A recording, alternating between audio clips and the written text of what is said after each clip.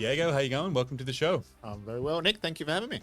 Well, you're down from Queensland today and have a bit of time to chat with us about something very important. So what are you here to talk about?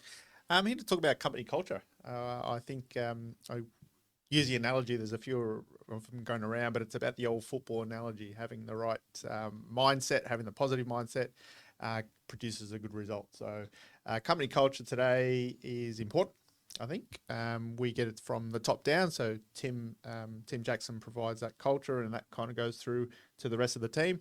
And especially in sales, I think it's important to know that your team's firing, you're giving them the right tools and the right enthusiasm, I guess, to get those results. So I'm all for it. I do a bit of banter around the office, and I do it with my fellow partners as well. But positive mindset's very important, I think, for me. Yeah, and it's just about high performance, right? I think high performing businesses are the ones that have the best culture, and it creates the best connections between staffs and colleagues, and they can go out there and smash it. Yeah, absolutely. And look, I use the football analogy. I know it's close to your heart. I look at a team like Manchester City at the moment. Don't like Manchester City as an Arsenal being an Arsenal right supporter. But the team at the moment is you look at the team and they gel well. They just seem happy. They're producing the results. Everyone's hugging each other, and they're getting the job done. And that is kind of moves on to the sales piece. And I know it's football, sports is different, but at the end of the day, it's a job. Yes. And I think in sales and in an organization, it's important to have that camaraderie. And at the end of the day, that, like I said before, the results do come through. For sure. And I think something you see a lot as well is healthy conflict, especially using that football analogy, right? You always see people butting heads because they're so focused. They're so dedicated to win. And I think that's a similar sort of culture that you see in high performing businesses. And I know I've seen it here at Access4. People are willing to have those genuine conversations. It might seem like conflict, but a few minutes later, they're back to the banter, back to having jokes, because you need to get the right outcomes and you need to make the right decisions. And with the right culture, you have the platform to be able to do that. Absolutely. And I'll make an example. I had a sales training session with a partner this week here in Melbourne.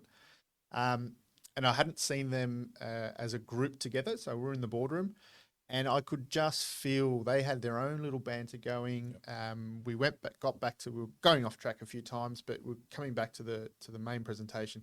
But I was getting good questions. So they were asking the right questions, having the banter in between, and they are a successful partner. So they go out there in their field. They're doing voice now. So, that's the kind of thing that I see out there today, that produces a good result. So that's what we need more of. And I mean, what does it mean when you don't have a good company culture?